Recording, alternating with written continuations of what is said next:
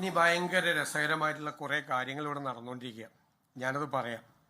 ഒന്നാമത്തെ കാര്യം, കള്ളപ്രചരണങ്ങളാണ് സർക്കാർ വന്ന് 1 മാസം ആകുന്നതിന് മുമ്പ് മുഴുവൻ നടത്തിയത്.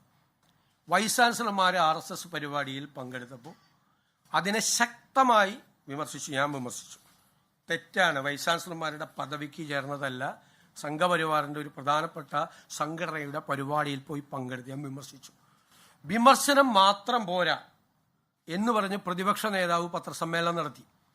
ആ പ്രതിപക്ഷ നേതാവ് മുഖ്യമന്ത്രിയായിരുന്ന സമയത്ത് കേരളത്തിലെ 4 വൈസ് ചാൻസലർമാർ RSS പരിപാടിയിൽ പങ്കെടുത്തു. അത് തെറ്റാണെന്ന് പോലും അദ്ദേഹം മുഖ്യമന്ത്രിയായിരുന്നപ്പോൾ പറഞ്ഞിട്ടില്ല.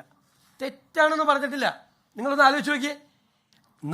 അദ്ദേഹം മുഖ്യമന്ത്രിയായിരുന്നപ്പോൾ 4 വൈസ് ചാൻസലർമാർ RSS പരിപാടിയിൽ പങ്കെടുത്തിട്ട് അത് തെറ്റ്, ഞാൻ പറഞ്ഞതുപോലെ ആശയപരമായിട്ടുള്ള കടുത്ത അഭിപ്രായ വ്യത്യാസം പ്രകടിപ്പിച്ച് ഗുരുതരമായ തെറ്റാണ് എന്ന് ഞാൻ പറഞ്ഞപ്പോൾ എന്നെ വിമർശിക്കുകയാണ്. അന്ന് ഒരക്ഷരം വേണ്ടിയിട്ടില്ല ഇന്നത്തെ പ്രതിപക്ഷ നേതാവ്, അന്നത്തെ മുഖ്യമന്ത്രി. മാത്രമല്ല അന്നത്തെ ഉന്നത വിദ്യാഭ്യാസ മന്ത്രി അതിനെ ന്യായീകരിച്ചു.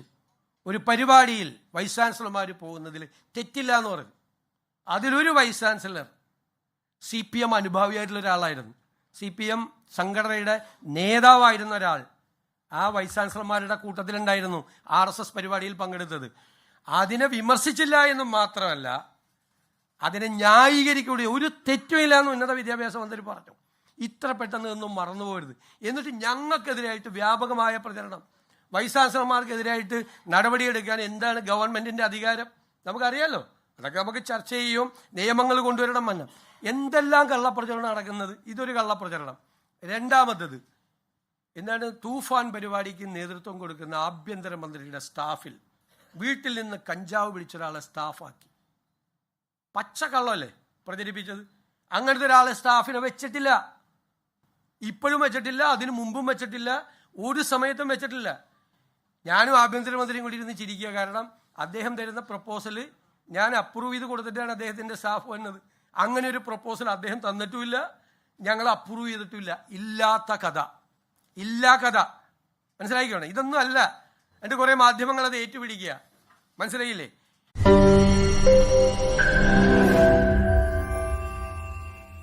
ലോകത്തെവിടെയായാലും ഏത് സമയത്തും 24 വാർത്തകളും ഓഗ്മെന്റഡ് റിയാലിറ്റി പാക്കേജുകളും എക്സ്പ്ലെയിനറുകളും വിശദമായി കാണാൻ ഞങ്ങളുടെ YouTube ചാനൽ നിങ്ങൾക്ക് സബ്സ്ക്രൈബ് ചെയ്യാം.